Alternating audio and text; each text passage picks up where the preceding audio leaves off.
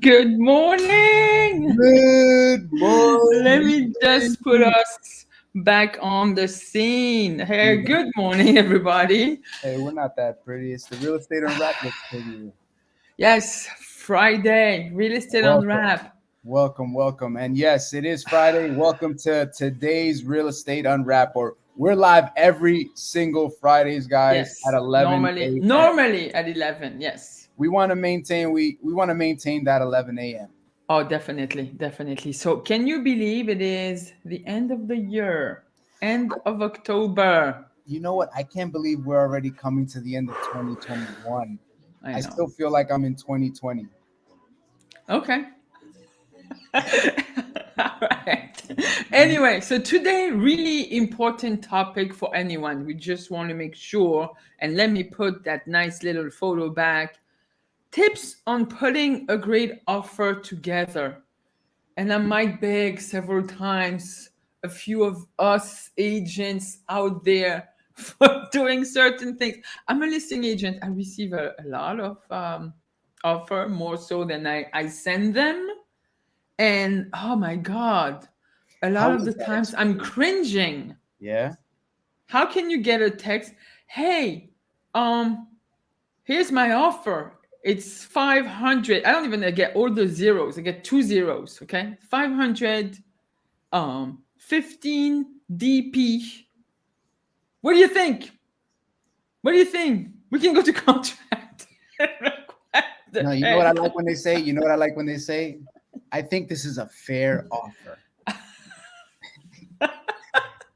I know you want 300,000, But I'm but I going to give think you 200 180. is good. 200, I think, is a fair offer, right? I love those. I love those. And it's funny because I don't know. I mean, look, I know we all love to double end our deals, but some of these people that come in by themselves are comical. You know Yeah. what I mean? So the key here today, everyone, is that we're just gonna go through a thorough Yeah. overview or a deep dive too about how to just put the offer together.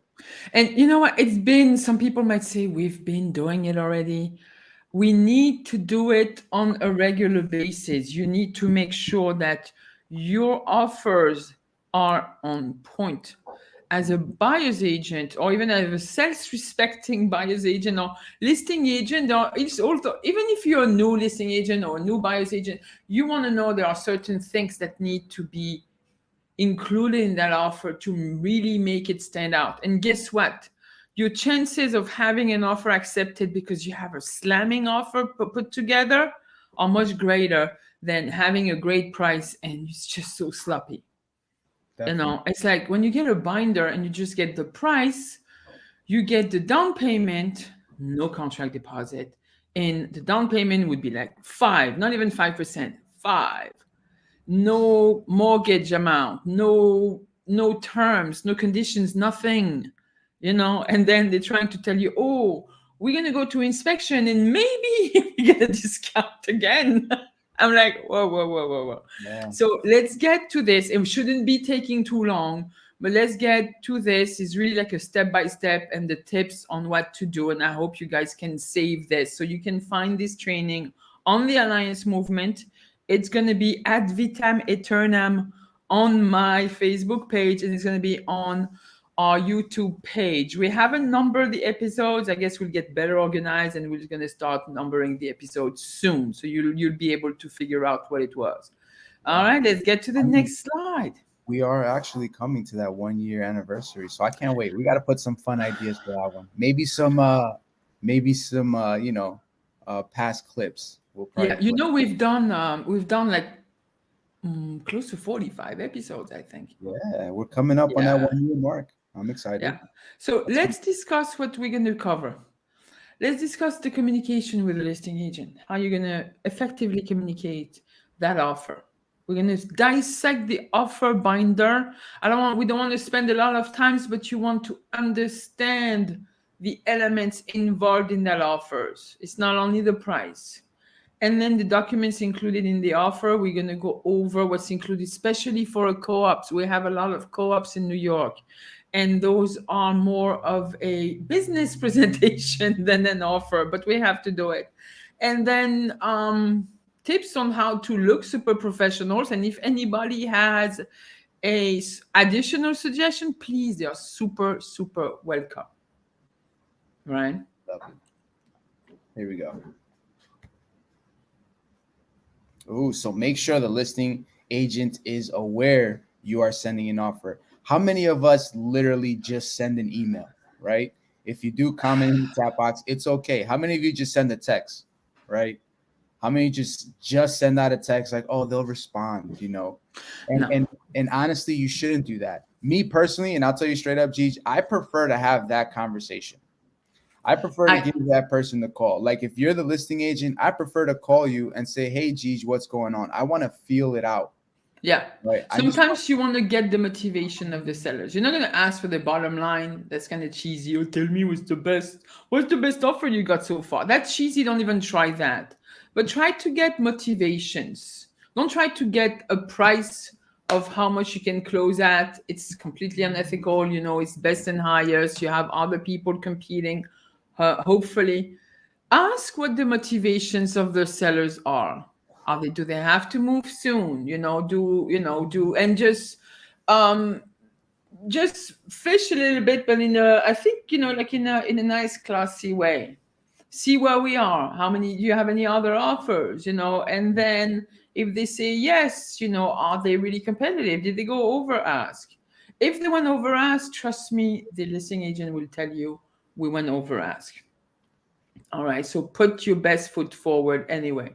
So sending an email, not enough. I've been receiving emails, or sometimes not even receiving. The agent calls me a couple of days later and say, hey, send you an email. I'm going to place a complaint. I'm like, where did you send the email?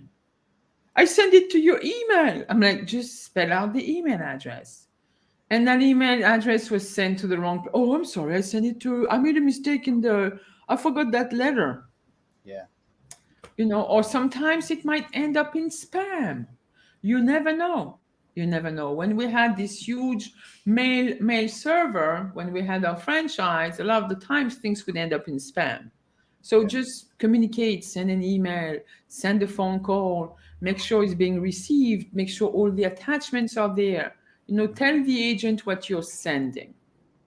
Right? 100%. Yeah, what else do you guys want to add? Yeah. At that point, you have to think about it, right? Because we're also working on behalf of the seller. So you have to understand. It depends on the agency you have. No, I'm saying us as as a listing agent, right? Yeah. So I'm speaking as a listing agent. As a listing agent, if you're working for the best interest of the seller, you also have to present that offer. So if this agent or the other buyer's agent just gives you something here and there, and information is missing and documents is missing, think about it, right? How strong is that offer going to be presented? So this is why you want to make sure that you're putting an email together, you're summarizing everything, you're sending a text message. Hey, I just wanted to give you a heads up. I sent an offer. Did you receive it? Yes or no? Right? And if you called them and had that conversation prior to, then they're probably going to be waiting, if not expecting that email to come in. So now they're looking for it. Yeah. You know what I mean? But if you just send an email, you know how much emails we get on a daily. And I know I'm not the only one, but there's emails that we pass. And sometimes we're looking at emails that you already know that are automated. Yeah. You're getting automated. Yeah. I'm going to throw some shade too. So when you effectively communicate with the listing agent, and I'm going to throw a little bit of shade. I'm not going to put any name out there, but I seldom go away on trips where I need to take a plane and go overseas. So it takes a plane ride, the flight. You see, I don't even speak English this morning. It takes about 7-8 hours. No, we don't fly anymore. We haven't done that in God knows how long. I know, but let's say a couple of years ago. Well, I did, like a year. I went, whatever. I'm still flying. So a couple of years ago, mind you, I went, go to Europe, put on my email message, like my email responder, that I will be on vacation and that I'm leaving on that date and be traveling and won't be able to get my message like a day later, pretty much. Yeah. In the afternoon.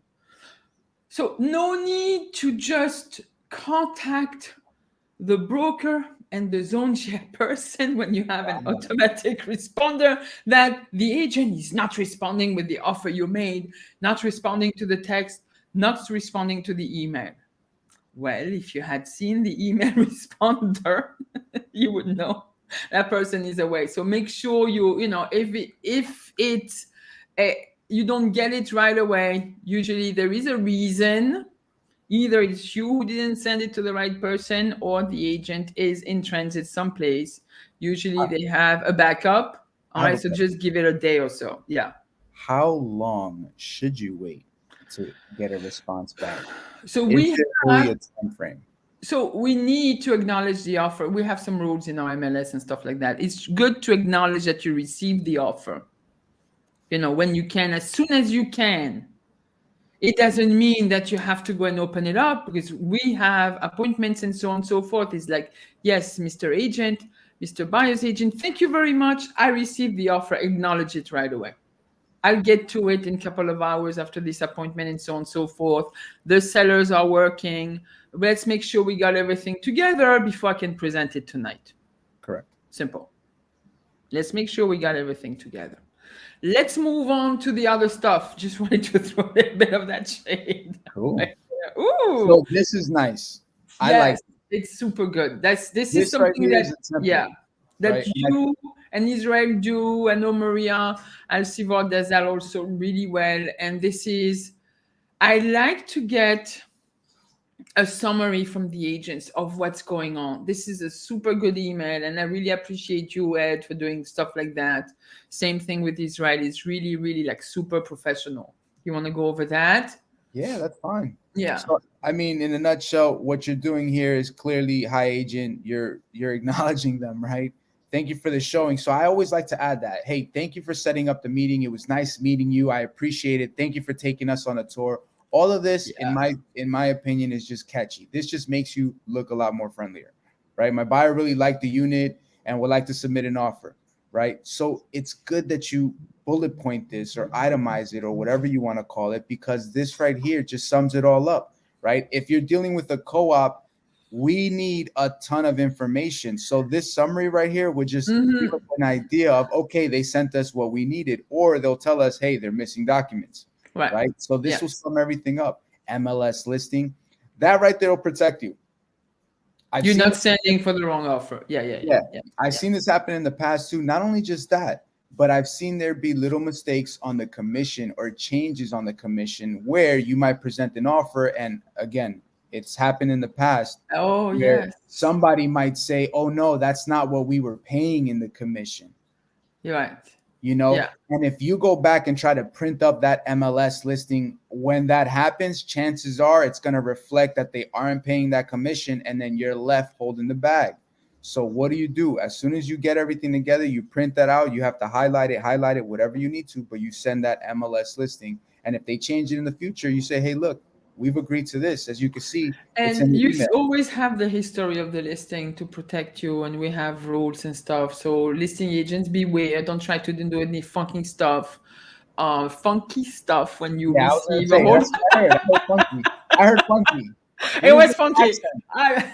It was with a slight French accent. I heard funky. Moving along. Yes. Right? So keep it clean. Don't change the commission terms and stuff, because you're getting like 200 offers. That's not fair. Yeah. Like I've seen it. I've dealt with it with, managing the other franchise we had, the other office. And it's terrible. It shouldn't happen, but it does. Greed kills the cat. Happened to me. Yeah. It happened to me. And the worst of all, I'll tell you. You have done it? No, it happened. You were the victim of it. Yeah. Yes, it happened to me. And the funniest part about it was, and I laugh about it, it wasn't even like a sale. It wasn't even like a sale deal. It was a rental, right? Yeah. Rental. And they were trying to cut me out of it. Anywho, long story short, let's change the topic. Make sure you have the offer acknowledgement in there. Make sure it's fully filled out. We're going to be going over that also. Talk a little bit about the buyer, their motivation and stuff, saying where they're coming from. So in that particular letter, it was a multi-family home, and they're buying it's a whole family that is going to live in the family. So there is like this emotional involvement right there and you talk about the employment, like they're really qualified, they've been holding the same job for 20 years, or, they have great credit and whatever you can highlight. And we're going to go back over that, highlight whatever is positive about this whole file and the people involved in it. Usually, I've had some offers, unexpectedly, offers accepted where the buyer would be a veteran buying a luxury condo. And you think, oh my God, no sellers are going to want a 0% down. But because the cover letter was there, because the buyer also got involved and talked about herself, that just made it like, it just touched them. It's like, oh yeah, this is somebody who did, she did a tour, in Iraq and this and that, whatever it is, it's like, and they're like, thank you, thank you for her service. Yes, of course, we want to help our veteran, and this lady is still working. She's making great money. So some people want to hear that human story behind it. Some people don't care. Some sellers just don't care. They just want to see the bottom line. But sometimes it doesn't hurt to just include that. It does not hurt at all, because you never know. I think it helps. And again, we mentioned it before. It helps the listing agent put a backstory behind your offer. And it's easier for that listing agent, because in our MLS, very rarely we're able to present the offers directly to the seller as buyer's agent, right? I know, I will admit it. I want to have control over that listing. I am not letting any buyer's agent, presenting their offer. Give me your best shot. I'll present it. You see, I've actually gone forward and I've not, and look, I've done it where I'm asking because the offer, I actually do believe that it's a good offer. You know what I mean? And I'll try to go above and beyond and push for it. But as much as you try, it's difficult. And I feel if you can do it, if you have all your ducks in a row, and we're always talking about that. If you are really ready with that offer, yes, you definitely should. And I think you should definitely share with the listing agent and say, I really would like to present this myself, because this is the backstory with my buyers. And I really feel, strongly they'll make a decision. I want to ask them to make a decision, but you can ask for the permission to present it yourself. Yeah. It doesn't hurt. And if it was me, I said no, but you never know. Yeah, I know clearly. Like I said, it happens across the board, and it's like no, you cannot present. And then in the MLS, the window pops up. Hey, just to let you know, you have to have that letter. And what do we all do? Yeah, I already have that letter, man. Confirm. They cannot present. They can only present to me.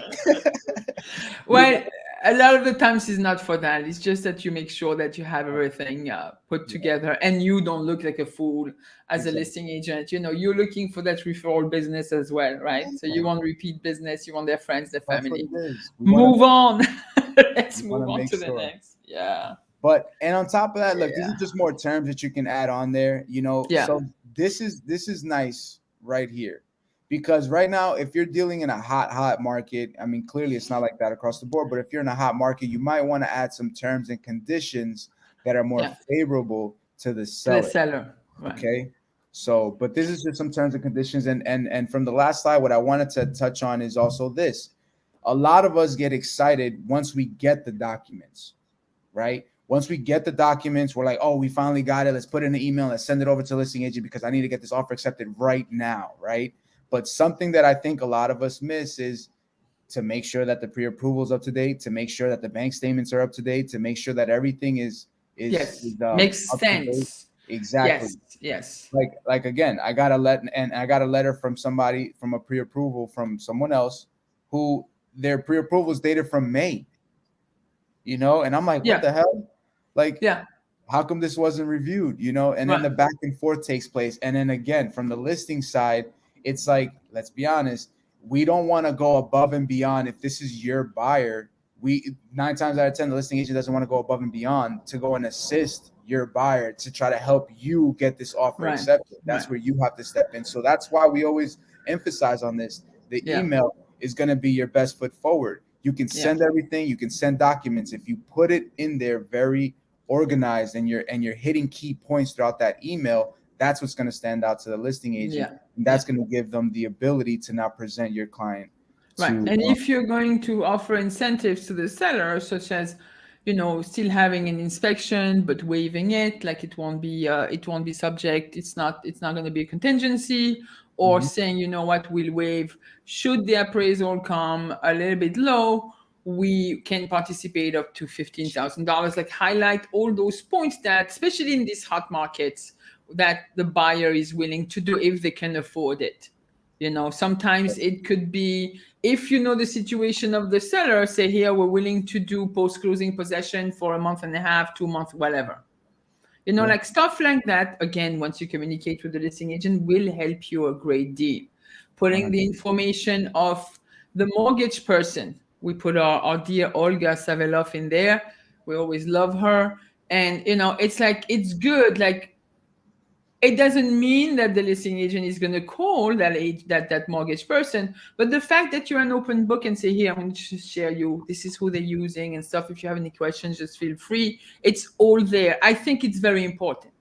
It just drops that curtain of like, let me see what kind of pre-approval it is and stuff like that. And especially with great loan officers like Olga in the business, people know, you're going to just put her name that, oh, it's Olga. So we know the pre-approval has been well put together. She really worked on it. She really qualified those people. Yeah. Yeah. So we're going to jump onto the binder. Yes. I don't know if we can see that binder super well. Let me just open up. Off of it, or maybe this works. Oh, look at that. See, we're still on the screen. Yeah, we are. Can I zoom in on this? Let me see. Can we zoom in? I don't know. Is it possible? I don't think I can. All right. So in that, you want to go back? In that offer binder, of course, you want to make sure you put as much information as possible. The offer you're presenting it, the name of your buyers, where they live. A lot of the times we don't get any information about them. Is the offer an FHA mortgage, a VA loan? What type of agency do you have? We're not going to ask for the agency disclosure. Some people send it. I find it useless. You don't have to send it. But if in your offer you already distinctly mark what kind of agency you have, you're great. Property type. This binder is not fully complete. I wish we had like residential co-ops. And then the offer price, the offer. Sometimes, and I've seen, and I've not, and even though I'm offering a set of commission, I've seen it where the price was really, really nicely competitive and favorable to the seller, and the buyer's agent had added an extra % to actually complete what her buyer's agreement was. And putting it together and just displaying it and even presenting it to the seller this way, I was able to not only keep my full commission and add her an extra point. So on stuff like that, it's always good to put it on paper, So deposit on contract, cash at closing, always put that information, the exact mortgage amount. Additional terms, will conduct inspection, but not contingent. We'll waive the appraisal for up to $15,000. That means, of course, if it doesn't come up to the value. Other terms would be on or about closing. You think if you have a cash offer, you want to probably have an earlier closing date and so on and so forth. Of course, and put in the name of your name and make sure they know who is submitting the offer, especially in a case of multiple offer situation. It gets difficult. I usually put spreadsheets together just to have summaries of who presented the offer, name of the buyer and their terms and all that. It could get really complicated. Yeah. I also find it very valuable as a listing agent when the buyer's agent adds the name of the attorney and their contact information right away. That shows you how serious they are, instead of saying, oh, let's wait another 3 days and see who we can scramble to give them. Right? It's true. And of course, it's great when you have those buyers sign the binder. Those are mock binders. They're not signed. But, and you could also reiterate the commission that was agreed upon on MLS in that binder. So use the MLS binders or those provided by your company. Make sure they're fully filled out. You want to add something? No, I mean it's kind of already there. Fill it Yeah, in as best as possible. I mean, you yeah. don't want to leave out information, and you're right. Sometimes you don't have the attorney information, and sometimes it's not even signed. But when you do have all of that completed, it just makes it feel like a more solid offer. Yeah, it's somebody serious, they're ready to go, they don't mind signing disclosure, they don't mind sharing the like vital information for us to present, you Correct. know. And then the offer acknowledgement, look, that's Ed over there. So this is Yeah. something, and I'll be honest, I don't send this out often. I don't send this out often. And I know Gigi, we were talking about it a little while ago, but normally when I send this out, if I'm sending out an offer acknowledgement form, maybe it's an agent I've never met before. Um, Yeah.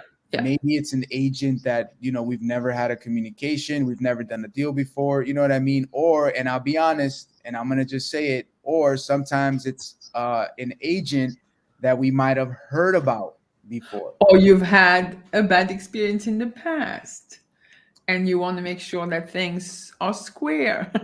Correct. Yeah, but it's not something I would throw. The few times I present offers, I don't.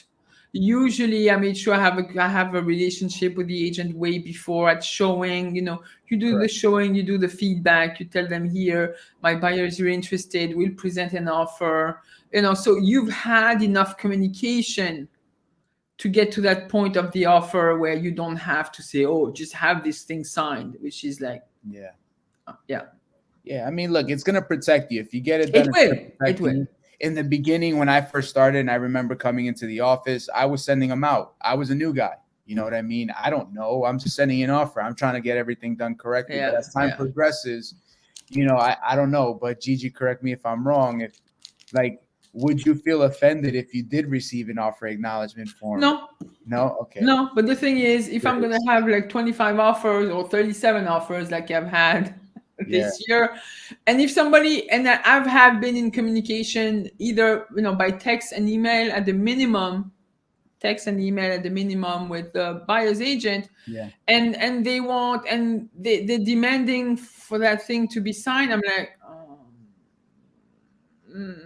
okay, we'll do it. Just have to wait a little bit. We have like 30, 37, 39 offers. Just like hold on. You see, there it is. So that, I Yeah, mean, like, and it's happened, right? Like, right.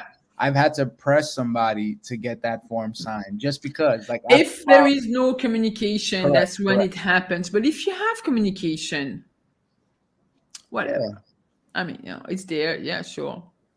I yeah, mean, if sometimes the seller doesn't even, it's so overwhelming for the sellers. We don't want to burden them with signing even more acknowledgement forms. It's like, this is where it is. So just case by case. If that listing agent is non-verbal, totally shutting you down, not responding to anything, not even acknowledging they received the offer, yes, I would send that paper. Otherwise, no, I don't yeah. think so. I don't think there is any need. So Again, it's all about communicating. It's all about how you approach a situation. You know, and of course, the pre-approval. I Olga is changed company. I mean, merged with a different company right now. It's the same company. It was, I guess, yeah, absorbed by the new company. Freedom Mortgage was absorbed, but correct. Olga really fully qualify the people. I know she's going to look at all the documents and stuff. She even has other letters where, in certain instance, she would tell you what kind of tax amount could be the maximum that person can afford on top of the purchase price. So I like those full pre-approval. If it's a we lend you fast, there is no NMLS ID number of the mortgage person, I'm usually a little bit like iffy. Hmm. And you don't have the company name, you don't have the loan officer number next to the name. It's just like some name. And we lend you fast.com. I'm like, I don't know about this one. Right? Yeah. How do you feel about that? Do you It feel the same way? honestly, I reach out. And I start asking questions. Like, Yeah. and I let the buyer know ahead of time. You know what I mean? I'm like, look, I got to reach out just to kind of make sure that everything is okay. But what I use is, hey, I want to reach out to the lender to introduce myself.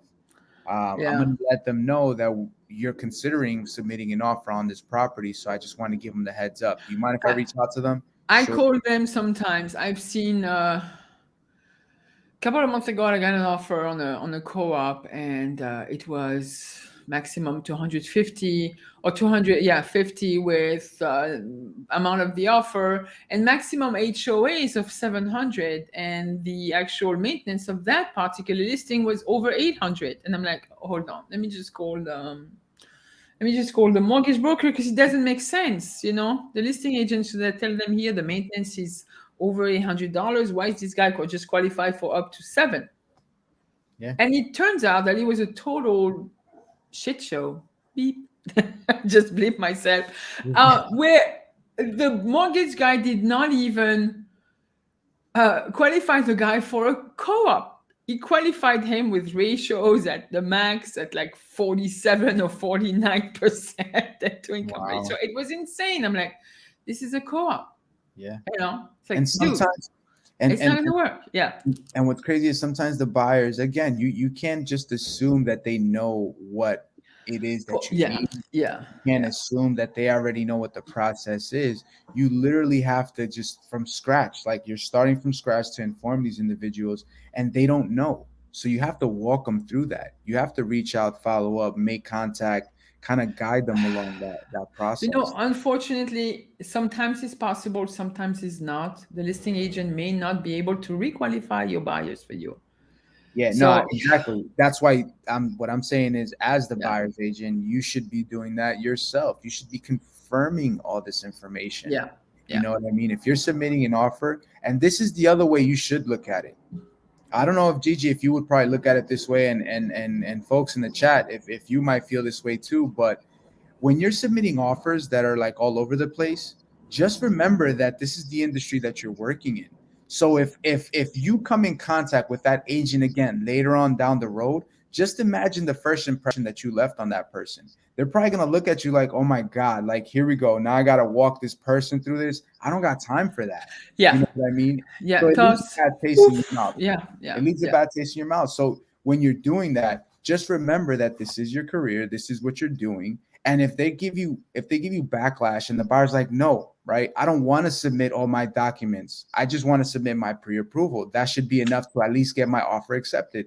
And co-ops, the answer is no. No. Yeah. Not going to happen. Even in residential, it's usually allowed, sometimes not enough as well. I've seen in instances I'm always asking for proof of funds. And I've seen this year, the agent saying, oh, it is. I mean, some of the money is cash, is not in the bank yet. I'm like, how are we going to get this approved? It's the half of the money is not in the bank. How is this going to even work out? Do I have to delay my seller? So, for the closing or for anything, because we need to season that money in the bank? That's not fair to the seller. Nope. Or, it is. A lot of people work with cash. No, I don't know how it is. I don't want to be mean, but the proof of funds, and we're going to go through it on the next page, has to basically agree with what you're having in the pre-approval. And when you go to co-ops, it's even worse. You're going to have even more, funds to provide. It's going to be not only the fund for the down payment, it's going to be the funds for closing costs and the reserve. Yeah. Hence, leading us to what we call the purchase cost analysis. Anybody on our team in our organization has access to that document. And if you don't have it, please don't feel free to, I think we have it in the Alliance movement, all the in the group chat. I think I will put it. I should put a link again in the comments to make sure you guys have it. Olga, again, had put a very nice document together for all type of properties. This is the simplest form that we have as well. We can also share that. Where in our organization, you're able to have the Excel spreadsheet that helps you plug in all the numbers, all the formulas in there, and it helps you calculate your debt to income ratio, the total income, the funds and the reserve, what's left at closing after, for reserve after closing, and so on and so forth. This is a great document to add. I might say I haven't had this outside of our organization. Yeah. I haven't, right? I ever since I learned this is probably one of the tools that I continue to use and Yeah. don't stop using, only because, and I always said it, you can use this as on the buyer's end, but you can also use this on the listing end if you're calculating what the minimum requirements are if you're dealing with a co-op. Yeah. So And you I've tell them always, this is the type of scenarios we're gonna have to yeah, see. Your buyers are gonna have to have, I unless have they put huge income, but it's gonna have to be that type of scenario. On an average, this is what we're gonna be looking for. Yeah. I have this printout sitting inside. Like, well, I mean, look, if you have a listing and it's vacant, then great. But I actually have this printout in the vacant property. So everyone that walks through it, I show them this at the end. And I say, Yeah. hey, look, these are what the minimum requirements would be in order for you to pass the board from a financial standpoint. Because I don't know what Very can happen. smart. Very I don't know. smart. Yeah. Yeah, I don't know what can happen when you get in there. You could say you love dogs, and the board members say, "Oh, I love cats," and now we got a problem. You Yeah. can't move Yeah. in. So from a financial Yeah. standpoint, Yeah. this is what the bare minimum looks like. If you're Yeah. over this, fantastic. If you're Yeah. under this, now we can kind of work on that. Right. You I know? would also send this analysis on a regular sale of a home. You know how great that looks to a listing agent? See, Yeah. we have the summary of all the documents included, and here is my buyer's purchase cost analysis.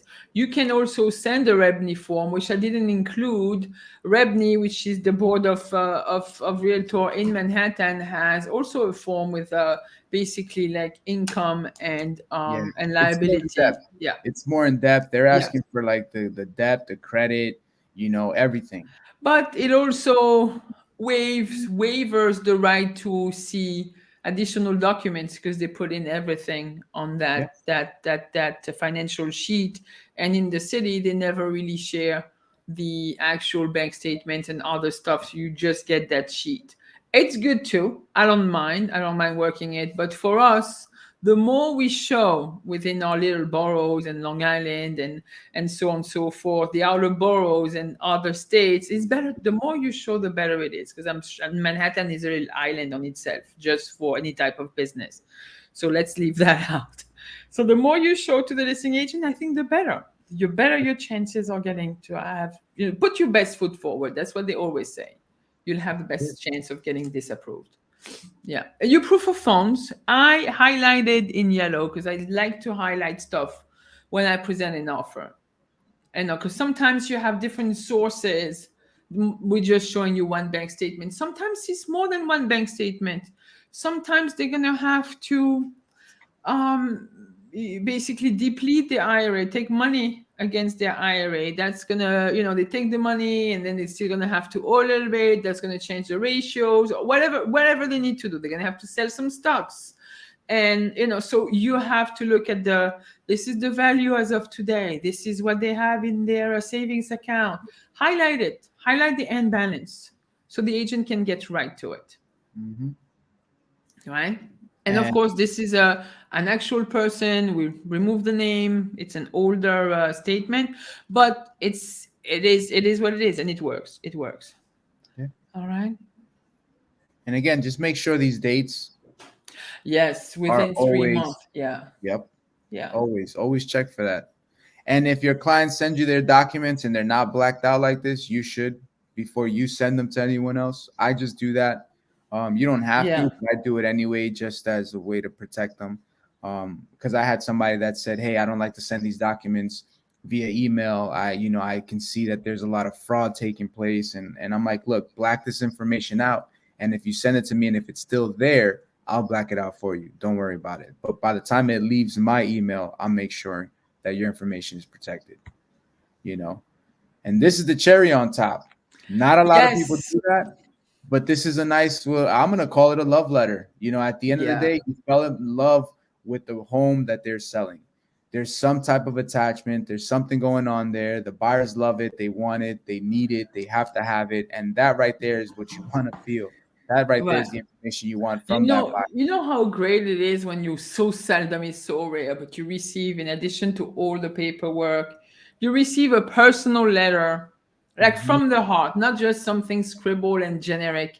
From the heart, from the buyers, you get a photo of who they are, what they love. You can see that those guys are at the beach. They have a dog, so you have a sense of the type of people they are. I can tell you, when we bought a house many years ago, with my ex-husband, and the fact that the seller was also in construction, same way my ex-husband was, just gave it an edge. And the guy was like, I want to sell my house. He wanted to say, I want to sell my house to somebody I know will take care of the home, like your husband. I know he will do this and that and stuff like that. We're older, and we did this like 45 years ago, but I know you guys will do this, and this is the people I want to sell to. And sometimes there is an emotional attachment. And don't be afraid to share. Don't be afraid to share, I think this is great. I wish I would receive that more often. Yeah. That shows you how passionate and, serious the buyers are, right? Yeah. And that trumps somebody with a higher offer with better terms, right? Yeah. Because even though it always comes down to money, sometimes, but not always. You never know. That I feel like that's what people always lead in with. It's like, no, hey, this is the asking price. This is what we want. Hey, you willing to negotiate? Well, look at the asking price. That's what we want. You know what I mean? Like, you could still negotiate, but with such a lovely couple like that, you're like, oh my God, look at them. Here's the kicker on that, right? Yeah. Because it literally does come down to it. And you said it. It comes down to the emotional attachments, the relationships. What's the story behind this home? And if you can figure out what the story is behind the seller's home, why they're selling, what's going on, what the case is, then you can now tweak your buyer's responses to now try to connect with that seller. That's why there have been moments where you see transactions take place and it's like, man, my offer was so much higher than what you sold it for. And it's like, but they just didn't feel it. Like if they don't feel comfortable connecting with you, or if you're not sending all the documents that they're requesting, or if your email is missing information about your buyer, or you don't get a letter like this in your email offer. It depends on what the seller, if it touches the seller, if they really feel it, they will take an offer maybe a little bit less, or they will counter them. And in the end say, you know what, this is the people I want to buy my house. They're going to be great for the rest of the neighborhood and stuff. Look at this. They look so lovely. Yes, I thought love letters were not allowed anymore. Says who? So I will say that I did hear something like that, but I don't know if it's set in stone. Let me just Google it. I don't know. I don't think so. But you know what? If it was not allowed, that would go against a First Amendment of freedom of expression. What I heard, I think I did. I don't think you can remove this. This would be so anti-constitutional. I don't want to sound like hardcore, but that's part of how you can express yourself. Hold on a second. I think, and guys, correct me if I'm wrong. But I think when they said that it wasn't allowed, what was happening before, and I remember hearing this, where people were writing these love letters and like dropping it off in the mailbox. Oh, that's a difference. You can't do that. You know what I mean? Like you can't drop it in the mailbox because it's a federal offense. Yeah, you can't send it. You can't instruct your buyers to send these letters out. Like you can mail it out. You can send an email. You cannot drop it in the mailbox, but you cannot remove the fundamental right of expression to anyone. So forget about that. Yes, putting it in the mail is not legal. Now, if you had a letter like this formally drawn up and put it together with the offer, I don't think it would be an issue, because it's almost the same as a cover letter. Right. And when you buy a co-op, you're going to have, it's actually really even encouraged to have a nice cover letter for a buyer to be approved by. So there is nothing wrong. It's on how you're going. If you're going to shove it in the seller's face, yes, of course. That's correct. You can't do that. Like you can't tell your buyer and say, hey, you guys love this place. Look, they got 1 million offers in right now. You should go write a nice little letter and drop it off at their door. Like you can't tell them to do that. No, you can't do that. Because there were agents that say, if they ever ask you who told you this, you just don't tell them that it was me, okay? You know what I mean? And I've heard people say this. You Oh know, yeah, that's so cheesy though. yeah, like Yes. I've Yeah, yeah, heard yeah. people say this, and you know, again, I know we're doing everything in our power to get the offer accepted, and I get it. We try to go above and beyond, and that's fine. But again, it's not something you should demand from your buyer. Correct. But like sometimes, and again, sometimes you have a buyer that really falls in love with this house and they need to express it. And if it's included with your offer along with anything else, there is absolutely nothing wrong with it. Yeah. Okay. Just the way the delivery. This is it. How you deliver it. How you Yeah. deliver the Yeah. message, right? So documents for co-ops, we'll Uh, fly right through this. I mean, look, I mean, I just wanted, because we mentioned condos earlier, yeah, condos have the same requirements as a house. Co-ops are pretty much you're going to they're a open up different beast. a file for a business proposal, right? Yeah, Because you're going to purchase into a corporation. you're gonna feel drained. Yeah, yeah. You're gonna literally question your life by the time you're done going through the application process because you're sitting there.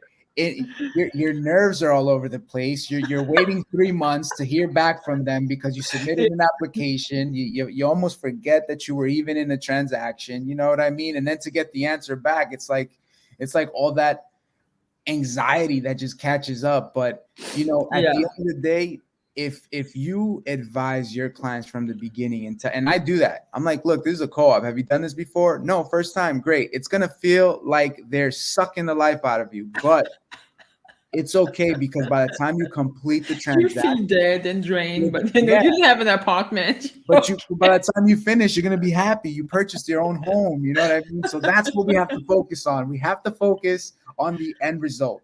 How do we do that? This is what we have to gather, have this ready. So we always say it. Proof of funds, make sure they're recent. Tax returns. Everything Co-ops recent, are last 2 asking years, for the last 2 years of your tax returns. And if you're a W-2 yeah. income earner, they want to see the W-2 Oh, and also. yeah, so please, I mean, some tax returns are 150 pages long. Oh yeah. There is no need. All right. So when you have a regular W-2 employee that doesn't have a person that doesn't have that many investment vehicles, just include the first 2 pages. When somebody has a W-2, then a business, then they're married, and they have investments, and they own other properties, yes, you may include all basically the first 2 pages and all the schedules, property schedule, Schedule E, Schedule C for business, those, but not the rest of the stuff for the state and all that. It's the 150 pages won't hurt. So I sometimes, yes, it might take, when you're a rookie in real estate, it might take like a year or so to really understand what you're looking for into that tax return, but have as much pertinent information. If you have a 1099 employee, you're going to want to see what their net income is going to be, not gross income. So yes, you may need to get 2-3 pages of that tax return. 1 month pay stubs, the most recent, and a full credit report, the full thing.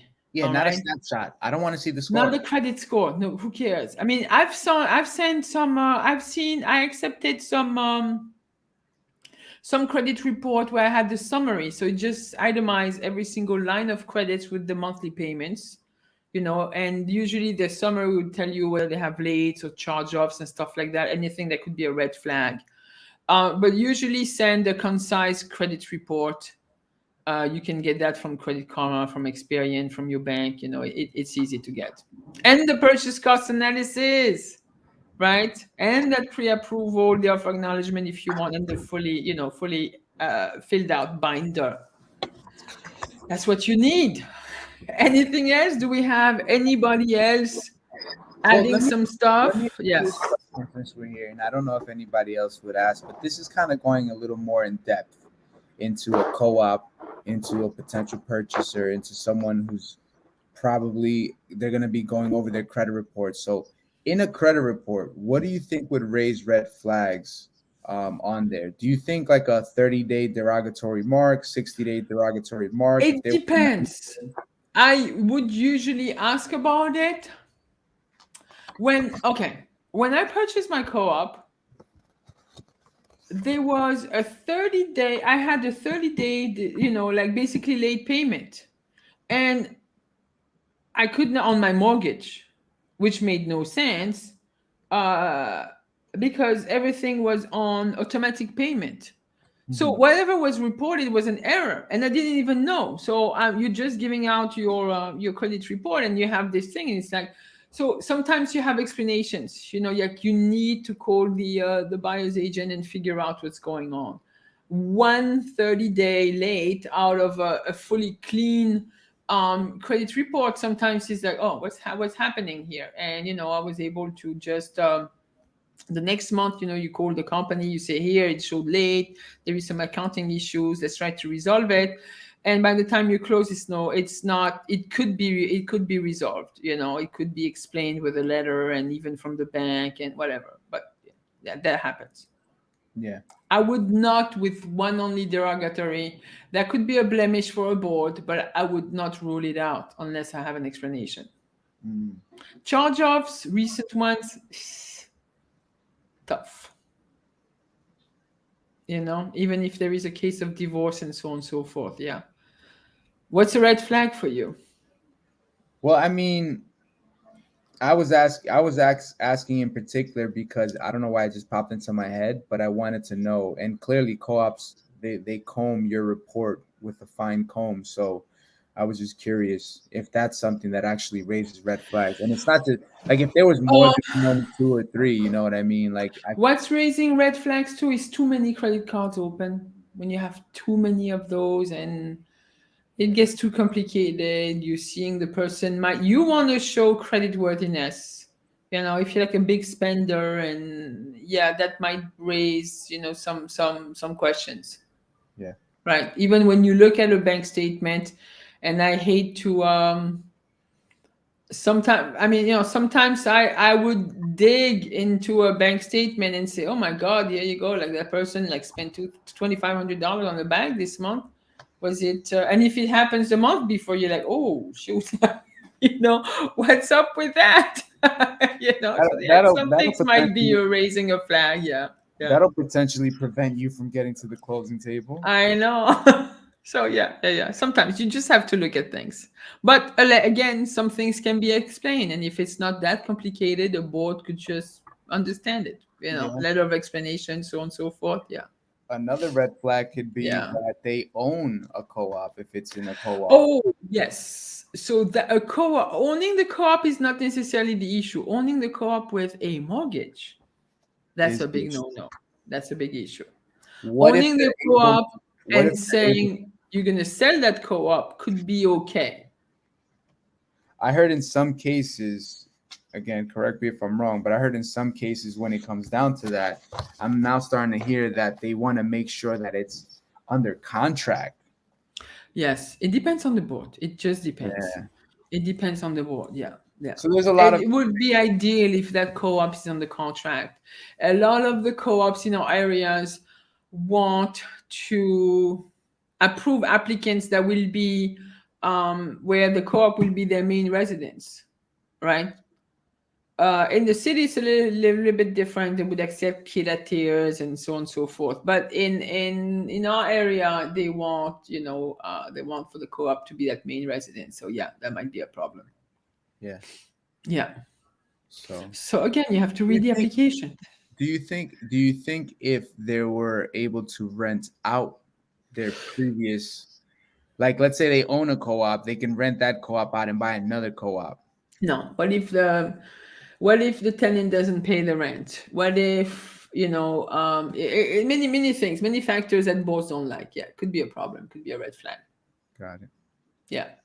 No, I like it. Yep. All right. I think oh my God, we're almost an hour. You see, when Yeah. we thought we would be We like, always try, but it never I happens. know. So let's resume and let's take your presentations, offer presentation skills to the next level. So I beg everybody, I wish I could beg the whole entire real estate community. Please put all your documents in a single PDF of One the fi- same size, and make sure, like, let's say if you have a pay stub put it in the right way where I don't have to tilt my head this way trying to figure out and just do the thing. Put everything in a manner where you can read it. Yeah, not One everyone single has a PDF tablet. document, readable, everything shifted in the same order, in the same portrait format, or if you want in a, you know, in a landscape format, but everything has to be the same. And I would even go further. If you could label each section, especially if you're going to go on the co-op, that could help a lot as well, especially if you have more than one purchaser. Mhm. One complete email. So one single PDF, one complete email. Send a summary highlighting all the positive as we discussed. The summary is super important, right? And we mentioned in your cover letter, and that's what Ed likes to do, compliment the sellers, compliment the listing agent, always positive. All right. I I I was really for sending CMAs before, like comparables, but I'm going to tell you where I stand right now as I'm getting older. I would not do it all the time, and I would be very careful because I don't want to offend the seller. I don't want to offend the agent. In I would send market stats or other listings sometimes to support the offer if there is a challenge in the market. We still have some of that right now, but I would never point it out, or I would include it and say here we're basing our offer based on the recent comps, and here they are. But I would not try to make the agent feel like totally incompetent, nor the seller saying you out of your freaking mind with that price. No, Yeah. no, yeah, Yeah, you always want to be, yeah, and sometimes I think that as a buyer's agent, we kind of overstep our fiduciary duties for the buyer when we didn't even sign an agreement. yeah, You know what I mean? And yeah, sometimes all it really comes down to is, hey, Gigi, you're the listing agent. Yeah, I'm working with the buyer. He or she is just my customer, but let's try to make this deal happen, right? I want to work with you on this. Let's try to make this deal happen. And I like the fact that you mentioned the market reports because I've never sent it out, but I market do stats. the Yeah, I market mean, stats. like specific things. Well, Let's say, like right now in Manhattan, mhm, co-op market is it's really sluggish. It's really tough. One bedroom studios, really really difficult. So if you could say, you know what, if you know it's going to be a challenge for the seller mhm, because the market is not, he needs to sell, but the market is not where he wanted to be at.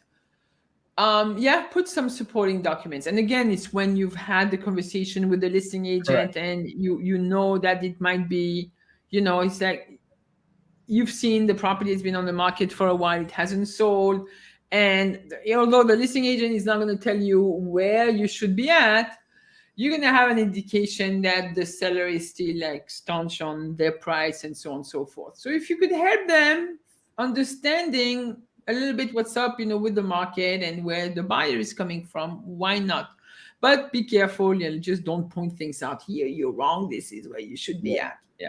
that's the key there, I think. And Yeah. like I said, I've never Yeah. done it before, but I would do it in that It sense. depends. It If I had to, depends. It if I had to depends. give like Yeah. supporting documents to support the offer, like if the offer made sense, like you said, you know what I Yeah. mean? But yeah, Yeah. in that scenario, yeah, definitely. Yeah, I mean, I would Well, not send a CMA automatically.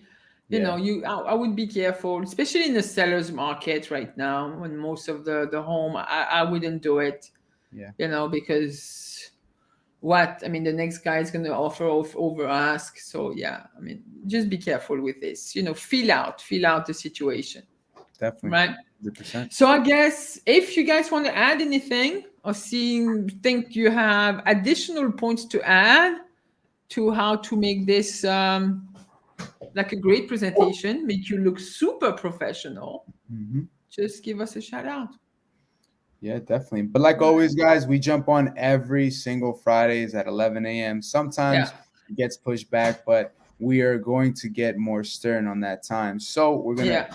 keep it at 11 a.m. And every Friday, you can always tune in. And if you have any additional questions that you want to maybe ask, reach out, get more information, you're more than welcome to Yes. reach out to either Yeah, one of us. You can definitely. actually find me Yeah.